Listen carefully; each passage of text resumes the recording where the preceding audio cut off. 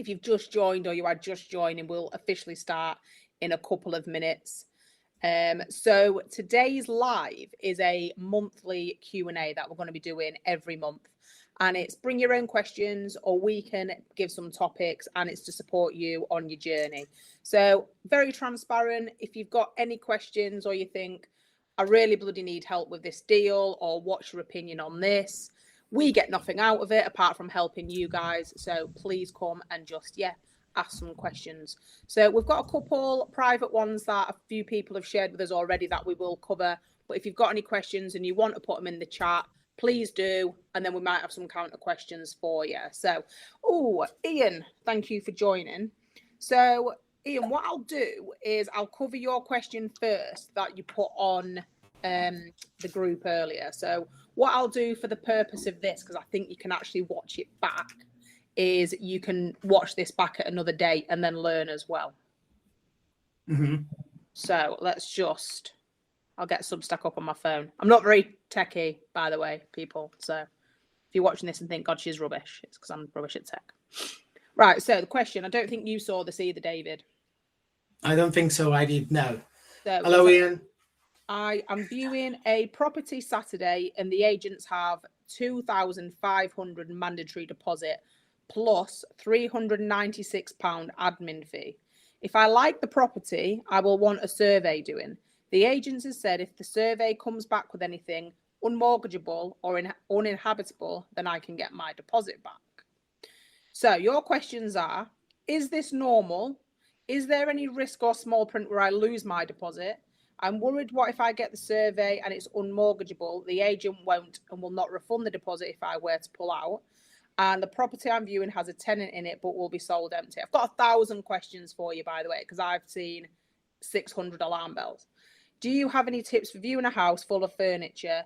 Is it okay to move things out of the way to check for damp? So I'm going to break this down. Ian, I don't know if you want to write it down, record us. You can watch it live anyway. I'm going to work through these and then David chip in if you think you've missed this or whatever.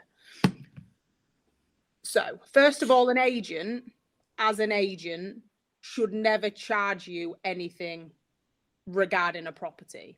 My question to you, Ian, is this a deal sourcer or like a lettings agent? So that's my first question back to you. Let's hope that Ian is ready to type it and to answer to answer your questions. I'll answer both. I can answer both. It's a good situation to bring it here so that we can break it down and really see how to work with agents. But what you said is very important. Yes, is it a deal sourcing? Ian says it's a lettings. Right. So a letting agent, I've genuinely never come across this before. That is red flag number one. I've never come across this. Sourced via Rightmove. Okay. So it's a deal sourcer. It's a deal sourcer. This is interesting because my gut feeling is going, Ian, run away. But I'm going to explain why I'm telling you this. So a letting agent, let's use one everyone's heard of. Pygott and Crone. Is that national-ish? If Pygott and Crone has put a house on Rightmove, they put it on Rightmove and you will view it. Okay? They don't charge for that. They shouldn't be charging for that. A deal sourcer. Oh. Okay. This is going to be live everywhere. Right. Be professional. So, keep your cool, Heidi. Keep your cool. Do you have some water with you? 3 drinks. Run away. Anyway. A deal sourcer. I'm a deal sourcer. And I specialize in off-market properties. My properties, you'll only ever see them with me. I only deal with exclusivity. So they won't be on Rightmove and you'll not see them anywhere else because I make people sign a contract that I'm exclusive. I can charge a fee, but I charge on completion. So if you viewed a property with me, you can come and view the property, you can meet the tenants, you can, have every single bit of available information with no fees exchanged because I'm very transparent. If a deal sourcer asks you for anything up front, I think personally that's a red flag. I get very worried with stuff like that because it doesn't show a level of transparency. And I also don't think an NDA is worth the paper it's written on, to be quite honest. So if it's a letting agent, no. A deal sourcer, I can't say that word even though I am one, cannot take or shouldn't take a property off Rightmove and then try and sell it, because that screams to me they're not direct to vendor and they don't have exclusivity and they probably haven't got the contracts in place. But let's say all of the above is reputable and we're all happy with it. We're not, but let's say we are. They should then get you to sign a contract. In my opinion, NDAs are crap, not worth the paper they're written on. I will sign them for other deal sources just to placate them, but they're a load of rubbish. For me, I work on trust. If you have then signed any contracts, again, it should stipulate the terms. So you will pay the money. This is the terms. You will pay, they will pay you back. Okay? That's how it should work. So first of all, no, it isn't normal. That's your question there. Your risk in your small print where you lose your deposit should be in a contract you have signed. However, they shouldn't be getting you to sign any contracts because in my opinion, they're not direct to vendor because it's on Rightmove unless they have put it on Rightmove themselves. We answer that if you know that. If you have a survey, there's a couple of different surveys. So it's a light survey and then is the house falling to bits? Now, I'm not perfect at surveys because genuinely I don't actually get a survey. I never get a survey because for me, when I'm doing a refurb or something, the whole house is getting torn to bits anyway and I'm going to rebuild it back. So I check for compliance stuff anyway. That letting agent / sourcer should know if that house is unmortgageable and or uninhabitable straight away because they're selling it. They should know the questions. They should know the answers. They should be direct to vendor and know all this before they try and sell it, regardless of who is selling it. They should know if it's unmortgageable based upon a lot of variables, non-standard construction, building materials, whatever. They should know the answer to that. If it's uninhabitable, hang on, that scares me because it's been habited. I don't know if you said that. I'm worried that the survey might deem unmortgageable. The agent won't or not refund the deposit. Right? They should know if it's unmortgageable. The questions you need to ask as an investor: has the current vendor got a mortgage on it? Yes or no? That would be helpful. It is on Springbok's own website too. That's fine. Have they listed it on Rightmove themselves or is it another agent? Because some letting agents can put it on Rightmove if they've paid for that. So just answer that first. Question 2. The property I'm viewing has a tenant in it but will be sold empty. That fucking terrifies me for a number of reasons. Sorry, I'm a bit swear if you don't know me. It terrifies me for a number of reasons. One, the renters reform has come in. It is them, yeah. Fine, cool. So they might be direct to vendor. They've put it on Rightmove. I'm happy with that. I'm not happy that they want to charge you a deposit because that is ridiculous and it's not normal. I don't even understand if was their wording actually a deposit, because it doesn't really make a lot of sense. Why would they ask that? Yeah, I don't like it when people. I'm selling a house at the minute with a tenant in situ. There's no deposits. Like, you either want it or you don't. Do you know what I mean? But the fact that they're saying the property will be sold empty, how can they guarantee that? Because either the tenant has given their notice and they're going, fine. But if that tenant is a tenant, you need to be asking the questions of, where are they going? Are they been evicted? Have they been served a Section 21? 8. No, Section 21's gone. Yeah, but that's what I mean. But they might have been served it prior to the date and then they're serving it out. So I was appraising a house for serviced accommodation where they only gave a Section 21 to the tenant.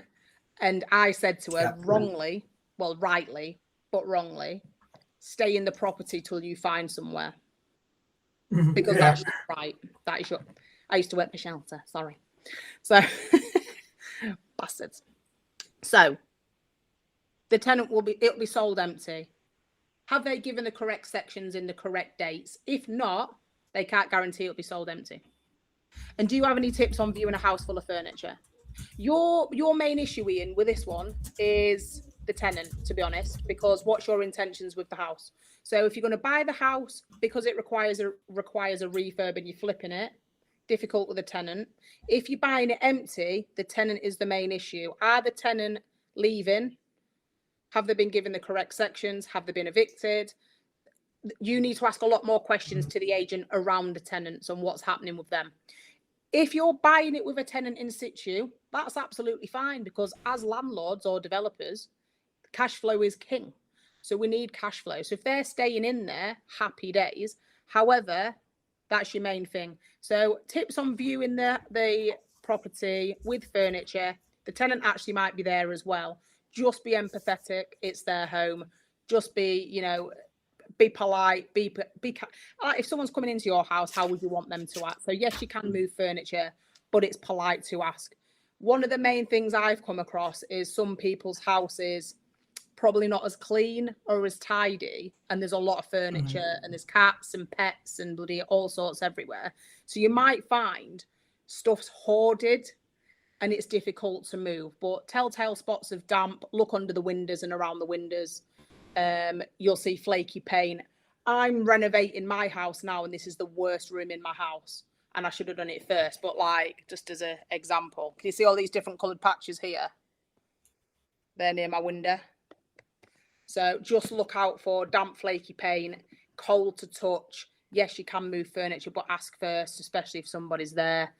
And yeah, so we want when it comes to properties that are tenanted, especially if the tenants are about to be evicted, before you ask to move any furniture, the chances are the tenant is going to tell you everything that's wrong with the property. Yeah. That happens a lot because tenants like to talk bad about their landlords if they aren't good or if there's any issue with the property. I find it like at least 7 out of 10 times they will tell you a lot about the property. And free to ask questions as well to the tenants. The agents might not like that. Sometimes they actually ask tenants if they can be, somewhere away or if they're going to be at work. But that's exactly because they know that tenants like to talk about the property. So you take that into your advantage as well. Leverage that. I'm personally, this is why it's good to have always different people and different opinions. Most of the time, I would say yes, we want an empty property, and I'm just reading your comment, Ian. However, we are now in an age, in a time where there's a lot of landlords that are exiting the market for their own personal reasons, and it doesn't mean that the tenant that they have in the property is a bad tenant. If I see a property that is actually pretty good and it's got a tenant there that I can see is a normal family, and they take care of the garden, that's like, if they take care of the garden, probably they're actually good tenants. So I'm going to ask them, would you be willing to give me proof that you've been paying your rent for the last, 5 years? Do you want to move out? No, I don't want to move out. Why would I lose a tenant that has been there for 5 years, that has always paid the rent and keeps the garden in good condition, which nobody does? So just little things to think about it. It doesn't always have to be empty, in my opinion. You can work with the tenant. So the house I was appraising for, so one of my businesses, I set up serviced accommodation as well for other people.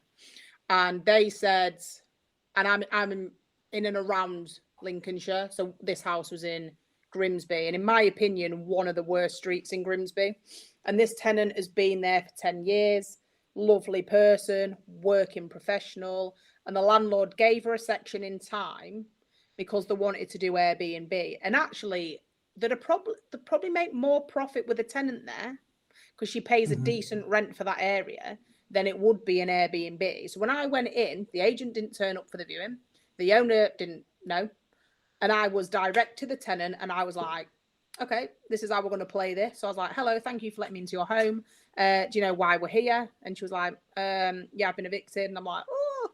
I was like, okay, cool. Like, can I look around your house? I went, and the first thing I asked the tenants is, are you happy here? Is there any problems? Is there any repairs? She pointed out some really basic repairs, and the landlord didn't look after her. There was leaks through the roof. The bath didn't drain. The bath was genuinely half full and wouldn't drain. The garden was dreadful. There was so many problems. And I was like, I said to the landlord, I can't in good conscience go ahead with this because she's a good tenant. You need to look after her. Then increase her rent a little bit more to justify everything you've done, but don't evict her. So, Ian, if you're going to buy that property, it might be worth working with the tenant, and you might have a tenant for life potentially. Yeah, exactly. It's always really, it's all about knowing what the situation is. It's the situation of the property, situation of the tenant, and the situation of the landlord. That's the most important, is the situation of the landlord. I always ask, I don't care if the landlord is there or not. Sometimes we do manage to get access to a landlord. Sometimes we don't. If there's a tenanted property, the chances are you're not going to get access. But I still ask the question, and I ask when I'm at the property, because sometimes the tenant know the landlord or the agent will tell you. So I ask, why is the landlord selling? Because the agent has already given an answer to the tenant when they served notice. If they served notice, at least they had a conversation, right? So I ask those questions in front of the tenant, because the agent then cannot lie to me when they already said something to the tenant. Anyway, it's just so that we can dig as much information as we can and learn more. Heidi, you were reading, so I'll let you go on. Yeah, Ian's put some extra content in there, which I'll touch upon. But just as a little tip for everybody watching, if you're going to go to any viewing, whatever it is, if you can, go with two of you and have different roles, because it's really effective. So I work with my husband in a couple of our businesses, and I've got another business partner, and I work with David. So I've got a few different business partners with different strategies. What I do is I'm very strategic, very creative, very sort of financial driven, and I do the strategy side of things. Whereas if I'm going to go with my husband, Chris, his role is it compliant? Is it, in good shape? Does it need a refurb? That sort of thing. And we split off. So if there's a vendor or a tenant, I'll go negotiate with the vendor while he speaks to the tenant, and vice versa. So if two of you can go, it's a really, really good way of just like walking off with someone else and getting more information. That's a good tip. So Ian, basically, if everyone's seen that, so this is off their website. The deposit ensures the property is taken off market as soon as a sale is agreed. It is exclusive. They are acting like deal sources then.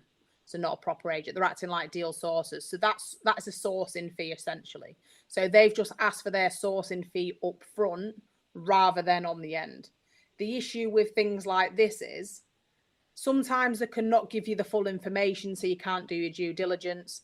I'm never comfortable asking people for money up front. I get paid on completion. Some people do charge up front, and then that is again to stop people messing about. However, I've never had a problem with people messing me about. You can see time wasters a mile off. So it's whether you're comfortably in to pay a sourcing fee up front and hope they get it back. My biggest concern is they will know if it's unmortgageable, or they should do. You know what? There's more and more agents actually starting to have this type of behavior. I have seen other agents acting almost like they are deal sources. Yeah. But then if that was the case, they wouldn't, So here's my take on it. Is it an amazing property? Is it an amazing deal? Is it already gone? If that was the case, then yes, what they are saying, we are going to take the property off the market as soon as the sale is agreed. Great. So if you don't pay that, then if they put the property on Rightmove or on Zoopla, the property is for sale, if you don't pay them the sourcing fee, they won't let you have the property. Is that what they're saying? I know Heidi is a deal sourcer, so she might not like that, but in that case, I will contact the vendor directly. We'll contact the vendor directly and say, these guys are not letting me buy the property. If they've done it properly, and this goes for any agent sourcer, if they've done it I'll give you an example. I'm selling a block in Hull, and I'm direct to vendor, and I've got a great relationship with that vendor. We WhatsApp, we have a bit of a laugh, and I'm direct to vendor. I've got a contract with that vendor that they can't get me out the deal. They can't leave me out the deal. If I then sell a property to you, Ian, you can come and see that property, but with me there, unless I super trust everybody. Sometimes I've done that once and nearly got cut out, and I was like, it's not happening again. Luckily, my friend went on my behalf and had my back. But if you can come and see the property, and I'll give you every single piece of information and the address and everything like that. And then if you want the deal, I act as a letting agent in between, and I do the memorandum of sale. So I've got a contract with you, and I've got a contract with the vendor, and them contracts complement each other, so I can't be cut out of the deal. And you know transparently when you're going to pay me, and the solicitors know, and the solicitors will pay me on completion. That's how it works. If they have done that on the letting agency on Rightmove, I think unless it's a super, super, super good deal, it would have gone by now. And also, there's easier deals out there, to be honest. Okay. Especially if you want it empty. Yeah. No, Alison, we've been 20 minutes on this, and Ian now is saying, oh, this is off the website, and this kind of reiterating what they are saying. Ian, you asked the question, and we are telling you that should not happen, and is not normal. That is the answer. Should not happen, is not normal. A property that is on the market with an agent, you go do a viewing, put an offer, and you do back and forward. And what they're saying, oh, is going to avoid time wasters. That's not how it works. They don't mind time wasters. They want as many leads as they want in their books. So that's just they selling whatever they want. Anyway, so moving on to something else that I wanted to touch on, again, because the lives are recorded and people can then watch it later on. And you're very welcome, Ian. And if you have any more questions, just put them in the chat. If we don't have time to cover them today, then we always want to answer every question. If it's not on a live, that's how we know what content we're going to be producing next, so that we can answer your questions. So one of our other members, Heidi, was talking to me about what to do when you're just starting out, but you really don't have a lot of money. When we say not a lot of money, I'm talking less than £10,000, £5,000 or £10,000. Yeah. So